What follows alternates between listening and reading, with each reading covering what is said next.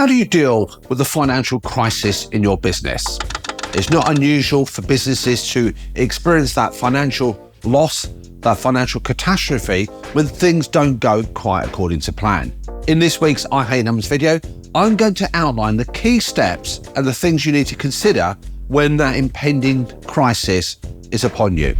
Hi folks, my name is Mahmood. I'm a business finance coach, author of the book I Hate Numbers, and founder of the firm of the same name. For nearly 3 decades, I've helped thousands of business owners make more money, improve their financial awareness and understanding, reduce the anxiety and stress that those businesses might impose upon them, and have the businesses they aspire to. Whether they're private or creative, it makes no difference. Let's progress on with the video.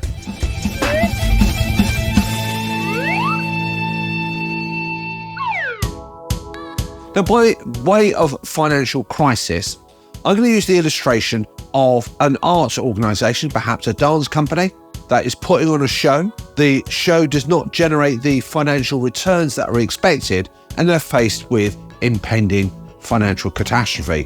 What should one do in that situation? So imagine this scene. The fictional I Hate Numbers dance company is putting on a series of performances.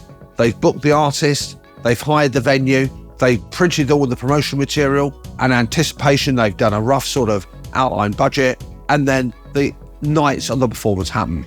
Unfortunately, the box office takings aren't quite as they should be. That promised merchandising hasn't materialised into cash. Sponsorships haven't quite come through. The grants they were hoping to get to actually support the programme hasn't actually happened. Now, you might rightly be thinking, well, why would you go ahead, Mahmood, if that's not going to transpire? Well, if you think about staging that event, they would have had to hire dancers. They would have had to spend money in advance of the event taking place.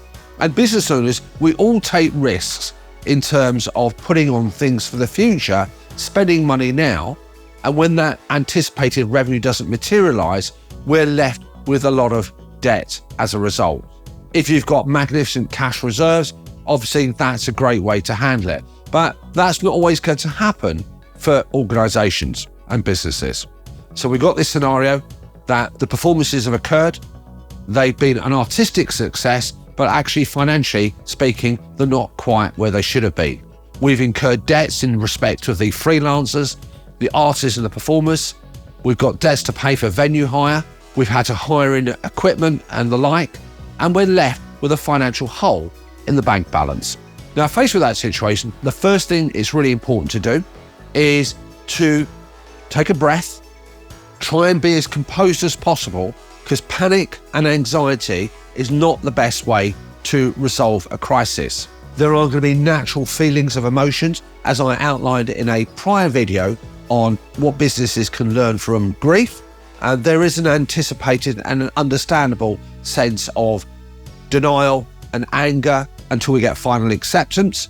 Check out the link in the video and have a look at that and see if that applies to that situation. The first thing is to try and get in the moment. There is going to be understandable feelings of anger, emotion, frustration. What do we do here? But panic will not solve anything. Do not be that rabbit in the headlights. Take a breath. Now, the second thing that's really important to do is, as a snapshot, is to make sure we've got some understanding what those debts actually are and what the hole is in our finances. That's going to require us to compile the list of debts, the list of obligations we've got, to understand what the future cash flow is going to look like, and to get a sense of where we are financially. Now, there's going to be a lot more detailed analysis that might be carried out, but another important fact is the spirit and the action of communication.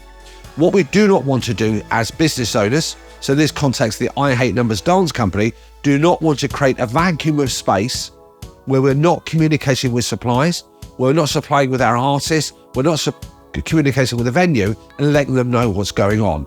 There's a temptation to be quiet about these things and hope the problems will go away. There's a temptation not to open up those letters. There's a temptation not to tell our stakeholders what's occurring. And that is not a good way to proceed.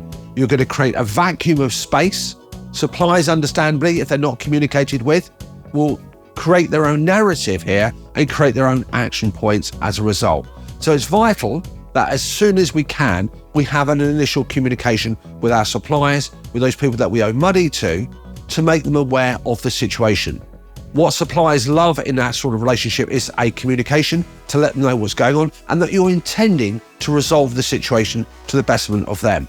You're attempting to resolve the situation so all parties are happy. So being open, being transparent about the circumstances you find yourself is certainly a critical first step.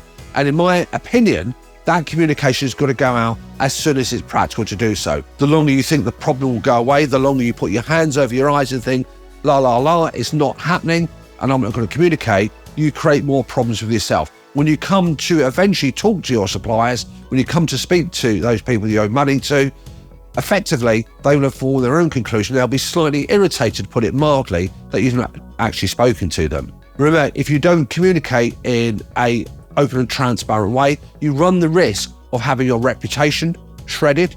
And certainly in the creative industries, reputation is important, but in the business world, generally speaking, how you behave and how you react to circumstances is also a mark of your integrity and a mark of what your business values are as well. And they've got to maintain as positive ones.